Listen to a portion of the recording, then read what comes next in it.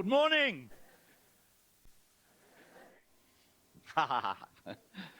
What an adventurous lot.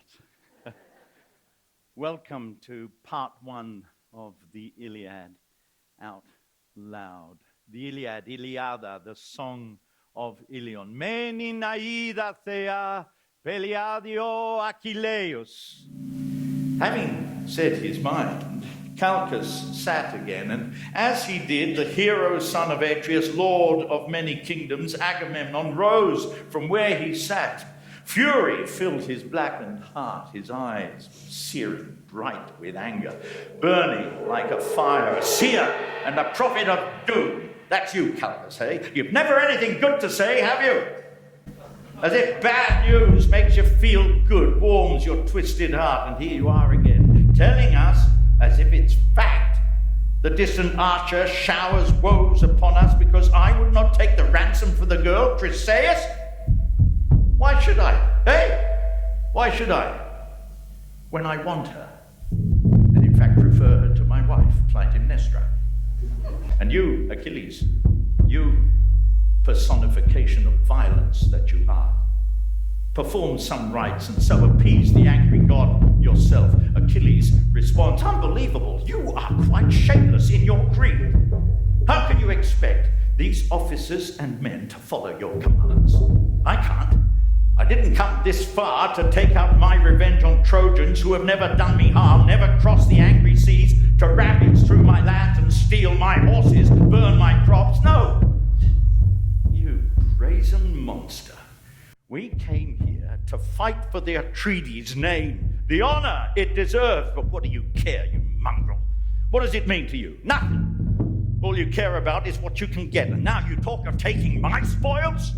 One with the pain and sweat of battle given to me by Achaea's sons? Unbelievable. Let the Trojans triumph over Achaeans and Danaans alike until my son is shown the honor he deserves. Tell me, yes or no. Nod or shake your head. If you deny me, there is nothing you should fear, and I will know that I am the least of all the gods. You're putting me in a terrible spot with this request. From Dulichion and Echinades came 40 ships, and Meges Philides captained those men on to war.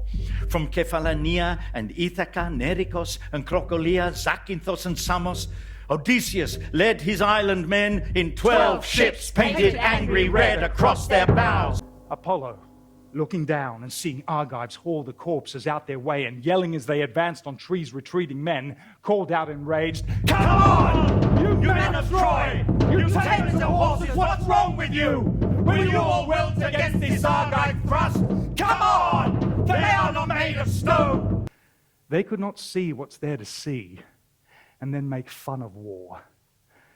For all around, the corpses piled up higher still.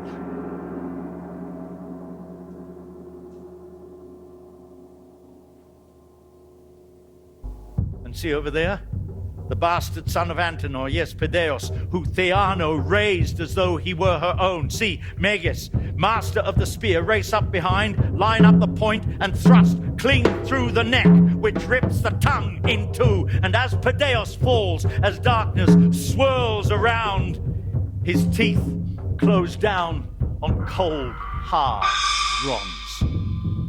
Your tears will start again as you remember him who might have saved you from this fate.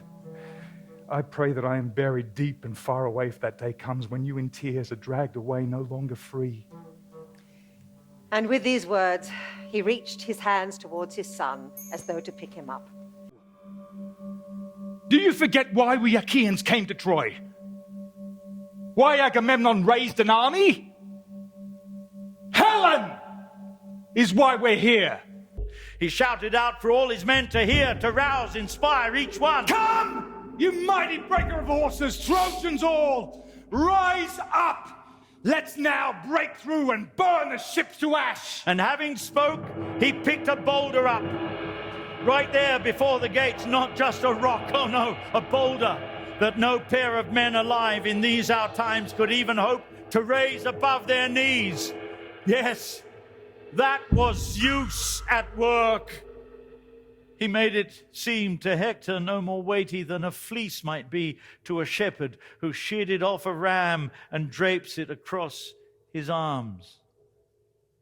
Now Hector takes a stance and plants his feet firmly on the ground, then hoists the rock above his head and hurls straight at the gates. I came to let you know what I have planned to do because I hate upsetting you by doing things that I have not, before I've done them, told you I intend to do them. No, don't go, not yet. I can't believe this feeling you've aroused in me. Let's go to bed. I don't know when I've ever felt such strong desire. No woman or goddess has ever made me feel like this before. Not even Ixion's wife, oh, what's her name? You know the one. She gave me a son. Peneleus and Lycaon, having thrown their spears and having missed their mark, now drew their swords and ran towards each other. Lycaon struck down hard and hit the helmet, shattering the blade and leaving just the handle in his hand. And quick as a flash, Peneleus slashed his sword right through his neck and only ear. A piece of skin is all that keeps his head attached, as both his legs gave way to death. But this was not a place to stop, oh no. They ran and ran, a prince of men pursued by one as great but faster. How they ran was not like a race where prizes were the aim, no. How they ran was for a life, for Hector's life. 3 times they ran around King Priam's high-walled city, and the gods were watching from on high. She rushed through the halls in a frenzy, Heart beating hard in her chest. her women right behind her, until she reached the steps that led to the top of the wall. Where women and men were looking out. She ran to the top and saw what they were staring at. Her husband being dragged behind the chariot. Then straight away she felt the light go dark. And just as she began to faint, She ripped the regal covering from her head, the plaited bands and diadems adorning the silken scarf and veil, which Aphrodite gave to her the day that she and Hector left her father's house. when he had paid a royal sum to marry her, these things She flung from her as she collapsed. Hector's sisters and his brother's wives rushed to her, fearing that the shock had killed her. But she gulped for air, and conscious again, She sobbed and cried aloud amongst the women of Troy, "Hector!" And on his knees, the king now pleaded for his son. Godlike Achilles, I am old. Your father is old too. We both stand at the edge of all the grief that old age brings. People demanding too much of us, or living in fear that no one will be at hand to help when life's disasters strike. But he is comforted by hearing you are still alive and knowing he will have the joy of seeing you again when you return from Troy.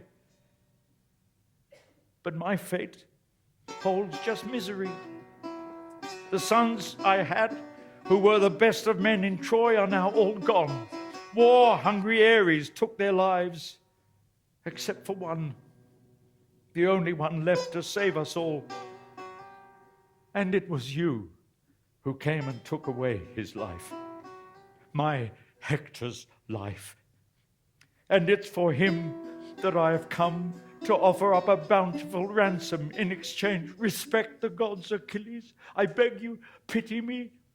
Think of your father. If he had to do what I have done, what no man in the world should have to endure, that is to kiss the hands of the man who killed his most loved son.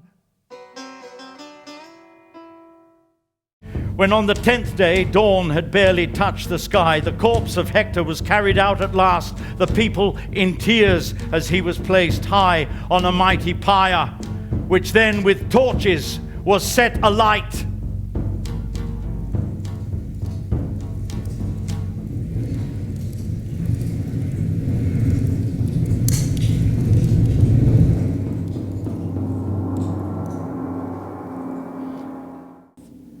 The urn was then interred inside a shallow grave, and large, close-fitting rocks were set on top.